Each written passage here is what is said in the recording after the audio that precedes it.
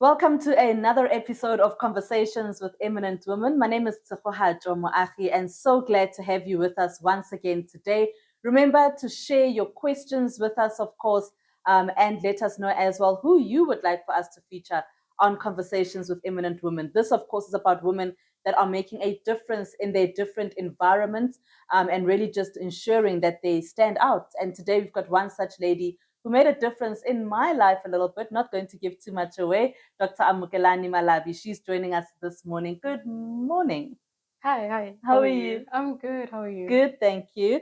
So let's first start off with who is Dr. Amu Malabi?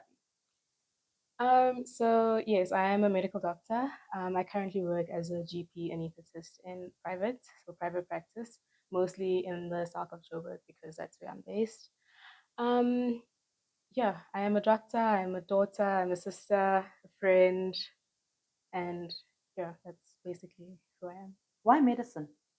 Medicine, without it, yeah, getting me too emotional, but essentially it started when I was young. My grandmother had breast cancer, so she was affected in quite a few ways, and I saw how I saw the impact that had on my family. And essentially, I felt like I wanted to do better. I wanted to help her and women like her in their path as well, with whatever afflictions that they may be facing in terms of health, their sicknesses, etc. So that's where the love of medicine started and what made me want to become a doctor in the first place. I know it will probably get you emotional, but let's speak a little bit about that, right? For you to be able to see your grandmother going through such a difficult time, but then you then saying, this is what you want to go into. What were some of those highlights for you, or some of the pointers where you said, you know what, this is the reasons, the main reasons why you want to go into medicine? I think for me, it was mostly because her diagnosis was really brought to the front or the forefront at a later stage, like stage 4. It was already too late. She had already gotten to a point where, not where nothing could be done for her, but it was almost too late. And I think it was just because she was afraid to talk about it and to tell my mom and my mom's sisters about the things that she had noticed had changed in her body. So it was quite a draining journey, going to the hospital with her, going to clinics. Eventually, she had a mastectomy, had chemo and radiation afterwards. So there was a lot of back and forth to the hospital. And yeah, it wasn't an easy thing to see, but it was something that I do feel helped me realize what I want to do and what I want to become. So you then say to the family, I mean, this must be a really calm moment for the family to say, look, I want to be a doctor. What was that like? And you sharing that with them? My family's been very supportive, especially my mom. She's been a huge strength and a pillar to me on this journey. I think my grandmother had breast cancer when I was around the age of 11. So it was still like late primary school. But I think when I actually decided, this is what I wanted to do and what I'm going to work towards, I remember my mom bought me a stethoscope for one of my birthdays. Oh, wow. And it was a moment for me that actually made me realize that, actually it's not impossible. It's just something that I can definitely achieve if I put my mind to it, because I had the support, I had the desire, I had the passion, and I had the drive to actually make it work. Let's then talk about you going into the university phase, and now you are going to study medicine and you're going to be a doctor. What was that journey like for you? Not easy. Definitely not easy. I think for me, what really it almost was, I don't know. So what happened was, at the end of matric, so when I applied for university and different courses, etc., medicine was definitely an option, but I had backup degrees. I applied for pharmacy, sorry, not pharmacology, pharmacy, and a BSc as well. So I didn't get into medicine or pharmacy at that point. Sure. So I had to start with the BSc, and I majored in physiology and zoology with Wits University. So already my path to medicine had a bit of challenges and, like, not stops or like stumbling blocks in my path, but there were definitely some things that I had to work through to get to where I wanted to become. So yes, I did the BSc. I graduated And then in that program, at the end of my BSc, that's when I then reapplied for medicine, and then I got in, and that's when I started my medical degree. And what was that like, being knowing that you've got the stumbling block, but now you are able to do what you actually really wanted to do? I'm actually quite grateful for the years that I had with my BSc. I feel like it really helped me realize that medicine is truly what I want to do. And if it is, I'm going to work my butt off to make it work. So it just gave me a bit of a breather to also open my eyes to the different possibilities that are there if I don't follow the medicine route. But it was a good opportunity for me, and I feel it made me sure that medicine was truly what I wanted. And like I said, I feel like it made me work really hard to get to that degree, to that medical degree. And then at which point do you say, Dr. Amu, that I'm specializing, or I want to go into a different field and not just be a GP? So it kind of came through during my internship. So we have 2 years of internship after you graduate medicine. And in that 2-year period, you go through different rotations or departments or specialities, right? So it kind of makes you an all-rounded, safe doctor, and it gives you exposure to multiple disciplines so that you can also decide what you actually want to do. If you want to follow the GP route, at least you're well-rounded in all the specialities, and you have a basic understanding of the different illnesses, diseases, and kind of patient profiles that you can see in each department. Or you can then choose to stick to one of those disciplines and try and specialize in that. So it was during my second year of internship where I fell in love with anesthesia. Just the theater environment was very controlled, very quiet, very clean and sterile. You get to have one-on-one focus and attention on the patient that you're working with in that moment. So it feels very controlled. You can prepare ahead. You know exactly what's coming into theater. You come up with a plan of how you're going to anesthetize your patient, to make sure that they are comfortable during the procedure as well as after. So that's where I realized that, this is what I like. This is what I want to do. And yeah. And to go into that particular, I mean, I don't think there's a lot of young Black females with the specialty that you've chosen, right? Anesthesia, I always get it Anesthesia, so wrong. So I don't think there's a lot of young Black females that have gone into that particular specialty. How has it been, and how have you been welcomed by other doctors? It's been good. I feel like I've been like well received in the department, not just by the doctors but by the nurses as well. I think it's encouraging for them to see a young Black doctor, someone who looks like their younger sister or their daughter, someone who can show them that actually this can be done. There is room and there's a space for you if this is what you want to do. And talking about that, right, being welcomed by nurses, being welcomed by the doctors as well. Did you have to were there any battles or challenges that you had to fight before you felt the warmth from the staff and the people that you work with?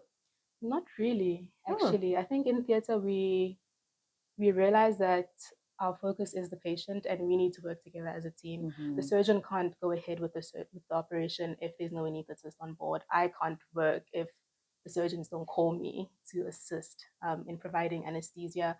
I can't work without my nurse, to prepare the things that I need, to get me the drugs that I need, to help me if I'm struggling with an intubation or a spinal anesthetic. So we work as a team. We really cannot work without the other. It won't work. You speak about the internship. Is that where you also realize the importance of teamwork? Yes, 1,000% yes. And not just in anesthesia, but in the wards in general, like surgery, internal medicine, pediatrics. We really can't work on your own as a doctor, especially when you are responsible for all the patients that you're supposed to be dealing with, um, you can't do it alone. And I feel like the sooner you realize that if you can work as a team and get things done with other people and with other people on board, it does make your job 100% like better. Much better. So let's then talk. You then do your speciality, and you decide this is definitely what you want to do, what is it exactly that you do when you walk into theatre? So a lot of the work starts outside of theatre. Okay.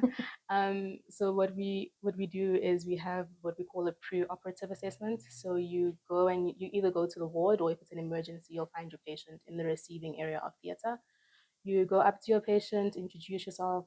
So I generally tell them, "Hello, my name is Amu. I'm Dr. Malabi.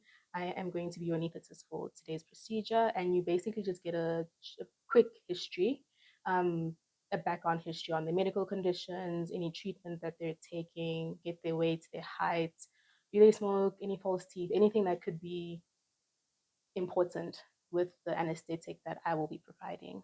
Um, and then once you have done that before you get your patient into theatre, once you get into theatre, you prepare your machine. So we have an anesthetic machine for general anesthesia that we need to prepare. We need to test the machine, make sure that we have the right equipment for that, so that when we do put the patient to sleep, you're able to ventilate them, because you essentially take away their breathing function when you put them under anesthesia. So you need the machine or yourself to actually ventilate, breathe for the patient. So you need to make sure you have all of that in order before you put your patient to sleep. Sure.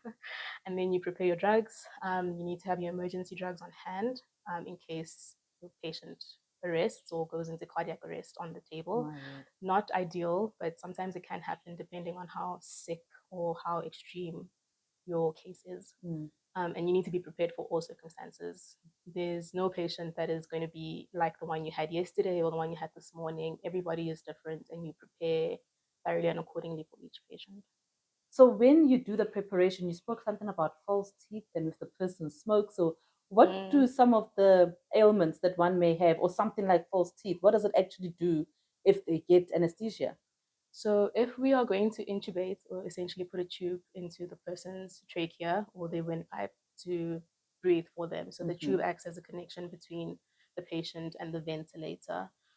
In the process where we are putting the tube in, if someone has false teeth, we can dislodge those teeth and they can go Oh my word. into the airway and then cause obstruction, and then that will have further repercussions.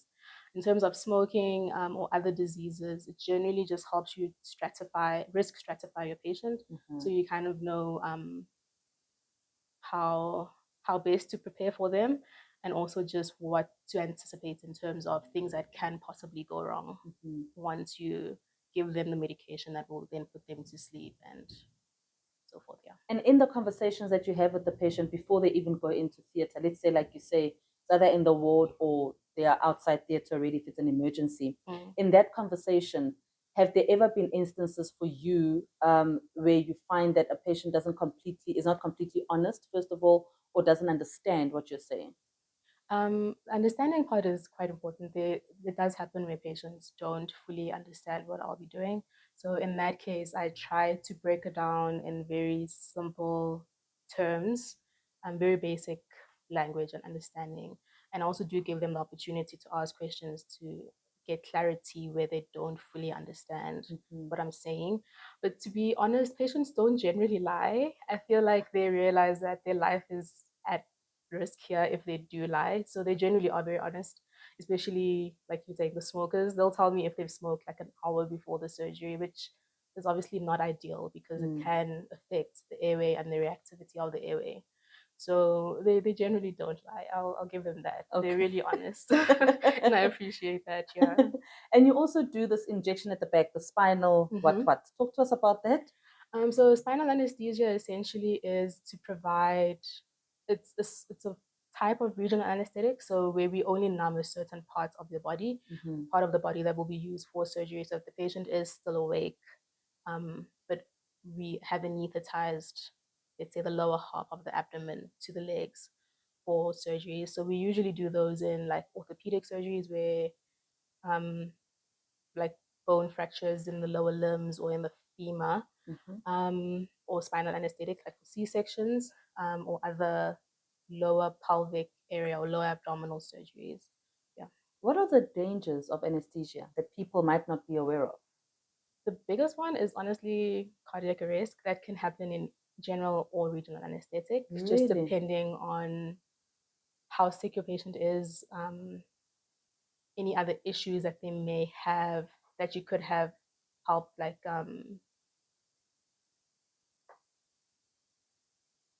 resuscitated them well enough before giving the anesthesia, because the anesthesia itself is obviously a very potent and powerful medication that you give to your patient. Um, so yeah, so generally cardiac arrest is the biggest risk. Infections, bleeding, blood clots that may form in certain areas. This is specifically for spinal.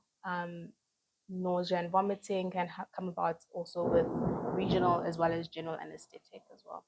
So for you then to make sure, especially with the spinal, I can just imagine the dangers that could also happen there. I suppose you'd need someone to sit extremely still to be able to put that needle through. With something like that, have you had situations where it doesn't go the way that you had planned? Yeah, it does happen. Yeah. Not often, luckily, but it does happen where you may not necessarily find the right position where you're putting the needle, and then you may have to try again. Or you may just be hitting bone, you know. So if you are hitting against the vertebral bones, then you do need to adjust your needle. Sometimes you may give the spinal anesthetic and it may not work. So it may not make the patient feel numb or anesthetized where you need them to. Sure. And if that is the case, then you just convert to a general anesthetic. So you would then have to put the patient to sleep. And how often has that happened with you, do you think? This year alone, probably 2 or 3 times. It doesn't happen very often, but it is still a possibility. It does make me nervous when it does happen. Yeah. How do you handle those nerves? How do you handle being a doctor that has to give this drug that people need to be sleeping for whatever procedure that they're going to be under? I can imagine that there's pressure there for you as well. Yeah. I'm not really a nervous person, like anxiety wise, Yeah. but it does still make me a bit nervous when things don't go as planned, or if it's an emergency and things need to happen like very quickly. But what I usually do is just take a deep breath, and I do that. I tell this to my patients as well. Just tell them to take a deep breath, try to stay calm, and realize that I do have my nurse, my anesthetic nurse, to help me. So I'm never alone in these situations. So it does help. Yeah. As a young Black female doing this, have you had patients that might be a little bit difficult and they don't want you to be the doctor for this? Um, not not really. It does happen. I have heard of cases where individuals will decide that no, I don't want this doctor to help me, or you know. But I haven't had any case where a patient coming in for surgery or an operation refuses my help specifically. Um, and I'm not sure if it has to do with the surgeon having maybe briefed them before that, okay, you have an anesthetic anesthetist that will come in and like ask you a couple of questions, you need the surgery. So there really isn't any pushback from the patients for me specifically now. Okay. So for you then to go into private practice specifically, was it a decision that you took on your own, or was it just where you got placed? It was a decision that I took on my own. So at coming to the end of last year, where I completed my community service, I was applying for work in state, because the plan was at the time to go back into state. But I didn't get any job offers. I didn't get called for any interviews, and it was really a decision that I had to make, where I felt like it's either I stay at home and I'm unemployed, or I start my own practice and work hard and try and get my name out there to get jobs and hope for the best. And that's what I did.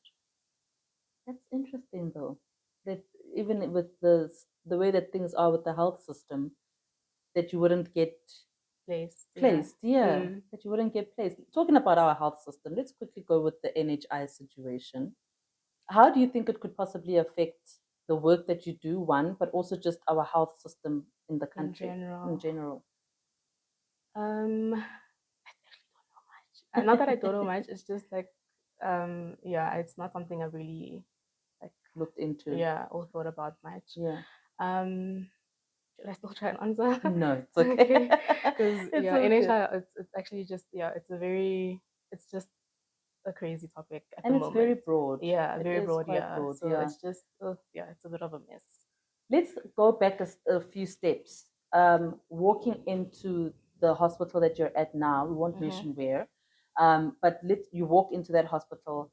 What was it like to know that you've completed your studies, that you're now there, and you're going to essentially actually also form part of a team that's going to change people's lives? It was a bit of a full circle moment. It was quite exciting, like daunting at first, honestly, because I didn't know what I was getting myself into. Having studied in universities, we only work with state hospitals, and we also do our training in state hospitals. So all I know pretty much, and I'm not a sickly person, that I'm not in the hospital much. Yeah. So all I know and like have worked with really is the public sector. So to make that jump or that adjustment from public to private, it was an interesting one, but I was quite excited for it. I felt like I was ready for the challenge. I was willing, to take the challenge on and see where the path could take me. And I think I kept like an open mind, and I was willing to learn and actually adjust and realize that things are not going to be the same as what I'm used to and what I've trained with. Mm. So let's let's see where it goes. Let's talk about the state hospitals and the experience that you had there. Mm, Are they as bad as what people say they make are? them out to be. Honestly, I feel it could be better with more hands. So if we had more doctors on the floor, more specialists as well on the floor, it would be much better. The service provided, honestly, is we do struggle because obviously there aren't enough resources. We don't have enough workmanship. We don't have enough hands to actually get the work done that we need to service communities that we are working with. Um, in terms of them being as bad, I really just feel it's just because they're overburdened. You know, it's difficult to service communities when you don't have enough resources and enough people to actually help you do the work that you want to do for those people. So it's really unfortunate. Do you find that it can get better, state hospitals? I hope so. I really do. It really does have the potential to get better if we do get the funding or the money that is needed to actually pay the people that are working or that need to be working there. Um, that's really the only limitation at this point, is that there isn't enough funding to pay the unemployed doctors who are sitting at home to actually go out and work, because Mm. everybody wants to work Mm. and to help the people that we're supposed to be helping, but Mm. without the funding or the money to get paid, it makes it really difficult. How do you deal with a difficult patient? Have you had difficult patients? Mm, How do yes, you handle I that? a lot of it comes to patience, a lot of patience, and just be willing to try and understand why are they being difficult. You might just find that they have had bad experiences in the past where they've been traumatized by either a doctor or just being in the hospital space. So I feel like talking to them, I try to stay as calm as possible. Not always easy, but it helps to just try and hear the person out and see where they're coming from. If they're being difficult because they don't understand, then I need to take time to break it down further, so that they actually get what I'm trying to do so that I can help them essentially at the end. Mm-hmm. Yeah. And so you obviously give anesthesia for any kind of procedure, I'm assuming, right? For Mostly, yeah. whatever is needed. Mm-hmm. But let's then speak about when you're done with that, what is the recovery for the patient? And do you have a conversation with the patient to say Mm, what they must be looking out for? yes. So after the surgery, depending on whether you've given a general anesthetic or regional, sometimes in a general anesthetic, you might need to explain the recovery part before you put them to sleep, because once they wake up, they might still be a bit groggy and Mm-hmm. not really able to understand fully what you're going to tell them. But if it's a general anesthetic patient, you generally just warn them of the risk. So the biggest complication or the most common complication is the nausea and vomiting that you can experience post-op. Pain management. Um, Sometimes, depending on how difficult your intubation was, they may wake up with a sore throat, a bit of swelling around the airway. You need to warn them of that beforehand so that they are aware when they wake up that my throat is feeling a bit scratchy. Then it will come back to them. Okay, I did tell them that that might happen, not Mm. necessarily that it definitely will, but they need to be aware in case it does happen. For the regional anesthesia, you just need to warn them that, especially like for spinal anesthetics, that it does take a bit of time for the spinal to wear off. But in that period, you won't be feeling any pain. But once you do start to feel pain, you may you will be getting pain medication in the ward, and you will also have like a pain pump, a PCA we call. It's a patient controlled analgesia, which is a pump with pain medication that they can administer themselves in the periods where they do feel pain, breakthrough pain between those doses of pain medication that they'll be getting. And then the long-term complications, like I mentioned, like the blood clots, infection, and yeah.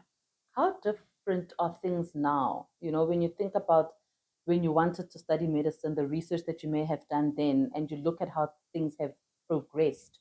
Do you foresee that still happening with medicine, that things will continuously change? Mm-hmm. Yeah, they definitely will. There have already been some changes in terms of like medications that we're using, doses. AI is also going to play an important role soon. We'll be seeing how that's going to affect the way that we practice, as well as what patients will be looking up and reading on before coming to see us, and what they may read, you know, online, etc. I mean, that AI thing is taking over the world, right? It's what we are finding now, that it's absolutely everywhere. For you then, as a doctor, are there concerns that you may have regarding what we will read as patients, but secondly, your job? Do you think it will get to a point where now we've got robots doing what you're supposed to be Administering doing? anesthesia. Yes. That would be interesting to see. I haven't necessarily read about any of that yet, like our roles being replaced by AI. But with regards to what patients are reading or finding, it really just depends on what is out there on the web, because it really spits out what is already available. So if there are any misconceptions, it is my responsibility as your doctor to clarify and kind of debunk any incorrect information, just to make sure that we're on the same page, and that you you actually have a clear understanding of what is happening and not what the internet is telling you if it is wrong. Sometimes it really is helpful in explaining certain things, so that by the time I see you, you actually kind of already have an idea of what's going to happen, and you're okay with it at that point, which is really helpful. And what are the hours like? My working hours in private are a bit more relaxed, Okay. like a bit more flexible. So I basically, because I am only like starting now, I get called out mostly for emergencies. So I'm free most of the time. I do have lists on certain days though. Like not set lists, but yeah, I do have lists on certain days where I'll have like, let's say like a 8 to 2 p.m. kind of day. But it really just depends. Yeah. Okay, and then what was it like with state? I mean, when you're busy with your internship? That was more demanding, a lot more demanding. Generally 8 hours a day, and then weekends and some weeknights you'd do overtime, so you'd be on call and do overnight, or like overtime. Was there ever a point, Dr. Amu, where you said you can't do this, where you were just like, this is not happening? No, no. I think I do have those moments where I really do question the choices that I have made, and I'm just like, how did I get myself here? But like once you get through the difficult parts of like a difficult call or a difficult case, you realize, like, your confidence boosts. You get a bit of a confidence boost, and you realize, actually it's not that bad. I can maybe do it again, and then go back at it again. What would you describe as a difficult case? Oof, a difficult case. Specifically for anesthesia, it's one where, for me, trauma. So any gunshots or stabs up to the abdomen where your patient is bleeding, um, or like a polytrauma where, like, it's a motor vehicle accident patient where they might have fractures or internal bleeding, where you need to get like different disciplines on board. But primarily, your goal is to stabilize and make sure that the patient is okay. How have you handled those? Have you had those recently, or Not recently, no. Okay. Thank goodness. But generally, when I did have them in the past, it helps to have your specialist or your consultants with you. You need as many hands as possible. this is not a case that you can do on your own and think your patient will come out okay, just you on your own. So you need to have your interns on board, you need to have your consultant, your specialist, and then you work together. Someone is doing something, and we're all doing a little bit of everything at the same time just to help stabilize and control the situation. Okay, this is, of course, Conversations with Eminent Women, and we are in conversation with Dr. Amukelani Malabi this afternoon, and she's just sharing what it's like to be an anesthesiologist. I hope I've said that correctly, Dr. Yes, Amu. yes, you did. Perfect. So that's she's just sharing about her life and really how she got into medicine as well. Let's shift gears a little bit and get to know the personal side of Dr. Amu. So let's talk about what you do to relax. What do you enjoy most? Right now, like my biggest hobby or hobbies are running. So in the beginning of the year, like I said, I wasn't really working, and I did need something to kind of get my mind off things. So running was a big part of helping me just clear my mind, get some sun, get some fresh air, be on the road. So I run quite a bit, just to help, also just to keep me fit and active, which What's is the good. longest distance you've done? The longest is 33 What? kilometers. So you're ready for the marathon? Yes, I am. I'm trying to train for one. Yes. Oh my goodness. Yeah, I'm on my road to training for my first For your marathon. first marathon. Okay, all the best with that. Thank All you. the best. Is there anything specific that you might be watching at the moment or reading? I'm reading a book called Ikigai. Mm-hmm. So it's based on a Japanese philosophy of living or having a well-rounded life, focusing on different aspects of your life and how that can help you live a longer and happier life, more fulfilling life. Mm-hmm. What are you learning from it? Um, Honestly, just I feel like what something that we need to learn as people in general is just to realize how much being stressed has an impact on your physical health, your mental health, your emotional well-being. So just trying my best not to be stressed Mm-hmm. and just not letting things get to me as much. Mm-hmm. Yeah. Would you say you run for fun? Yes, I do. Okay, so that's what you do for fun. Yeah. Yeah. Yes, it is. It is fun. Yeah. What is the Christmas? I mean, we're heading into Christmas very soon. What is the Mm-hmm. Christmas time like for you? Christmas has been very special. Well, it's always like a special time of year for me and my family. It just means more time together, Christmas traditions, um, a lot of cooking, baking, and just honestly just being and spending quality time with my family. Mm-hmm. What are some of those traditions that you hold dear? We do Secret Santa together, Nice. so we do like a random shuffle of names, and you pick a person's name, and you get that person a gift. Mm-hmm. If you have their wish list, then you get something from their wish list as well. A lot of baking. I enjoy baking with my sisters, Okay. which is yeah, it's good to always just make something you can eat and enjoy afterwards. Yeah. So yeah. And what was it like then growing up with your sisters?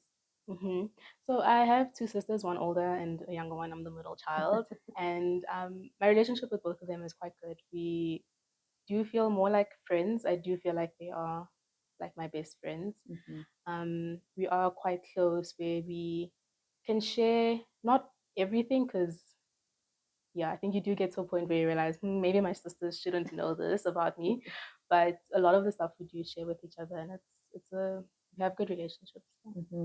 And let's quickly hop back onto the professional side of things. Christmas and that period, the December Mm, period. What are mm-hmm. you expecting? What do you think you'll be able to do this year With work with or work?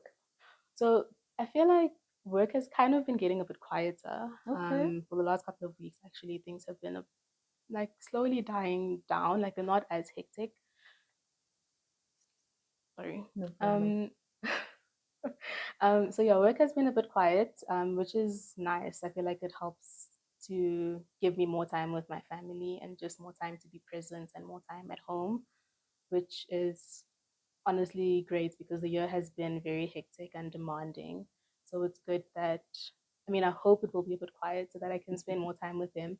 But if it isn't, there's always ways to work around having good quality time with them, even Mm-hmm. though I may get called in for work. Mm-hmm. After a day at work, you get home, and what is the first thing that you do? I generally go to my mom and like vent if I need to, or my sisters, and we'll just like chat about the day and like how the day has been, what I've been up to. If it depends on how late it is, then I'll go for my run in the evening, get back, refreshen, have dinner. Sometimes depends, watch series or like a movie, just depends on what I'm feeling, and then bed. Okay, so quite relaxed. Quite a Nothing, relaxed. nothing hectic. Yeah. No, Do you ever do you see yourself doing this for a a while. while, long term? Um, I think I would like to continue like this for another couple of years, Mm-hmm. a year or two maybe. Just while I'm figuring out whether I actually want to specialize and give myself completely into that period, because it can be quite demanding, and it is a couple of years that you need to set aside to complete that. So it really, yeah, for now I think I'm just trying to figure out what it is that I truly want to do. Mm-hmm. Do you think you'll have your own practice? Um, so as a GP anesthetist, yes, this is I already have my own practice. Yes. Yes, so I have my own practice. Okay. Yeah. Okay. And how's it going? It's going good. It's going good. It Uh-huh. is, like I said, it was a bit of a challenge in the beginning Yeah. when I first made that adjustment and I jumped from state to private. But now I feel like I've kind of got the hang of things. I know the basics of how things work, what's expected of me, and it's going well. I think Mm-hmm. I'm enjoying it. Yeah. Mm-hmm. What are some of the misconceptions do you have that people have still about studying medicine? Um, hmm, misconceptions.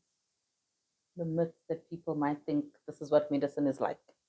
I think a lot of it comes from what people see from TV shows like Grey's Anatomy, and I was one of those because that was one of my favorite shows growing up. So I feel like it gives the impression that things need to happen very quickly. You don't have time. Someone is dying like right now. Stabilize quickly. This, that. But generally, you only probably have like one or two of those cases where if you don't act now, something bad could really happen. But otherwise, we generally do have enough time to sit with the patient, get a proper history, examine them, come up with a plan, or what you think is an appropriate management plan for them, and then execute that. Yeah. Mm-hmm. And so, of course, like I said, we're going to December and then into the new year. Mm-hmm. Does it ever, and I'm also speaking from you being in state, does it ever get to a point where you really worry about those times of the year because we see the car accidents, we see the gunshots, we hear about this in the news as well. Mm-hmm. For a doctor, what are some Mm-hmm. of the things that concern you in that period? Mostly, like you say, in the accidents, especially if people are under the influence, because it's December, people are going to be drinking, people want to feel a bit of relief, get rid of the tension from the stress that they've been feeling throughout this year. And it just depends on how demanding the year has been for them, but people, they want to let go, they Mm. want to feel a bit more free. And so sometimes that means or ends up with them acting irresponsibly, and sometimes not their own fault, but bad things do happen, accidents, Mm. stabbings, gunshots, etc. So it is a very stressful time. It can be very stressful because you might have someone come in being hit by a car, and at the same time someone has come in with like a gunshot. So you're dealing with multiple traumas all at once, and it can be a lot to Mm. handle. Yeah. Mm. For a young person watching this, wanting to go into medicine, not even just specializing, but going specifically to be maybe just a general practitioner, what Hmm. would you say to them? I think um, just to try and to honestly just really put everything that you have into it. If you know that this is something that you want and something that you want, for the rest of your life, then it's not impossible. You can truly do it if you have the right support. Even if you don't have the right support, there are other avenues where you can get help, a mentor or someone to shadow to help you start your path. Mhm. Thank you for your time. Thank you so much. Thank you, Dr. Amukelani Malabi, anesthesiologist, speaking to us today on Conversations with Eminent Women. Remember to like and to share this very podcast, but also do subscribe to our YouTube channel. Until next time, remember to be kind and protect your peace. Bye bye.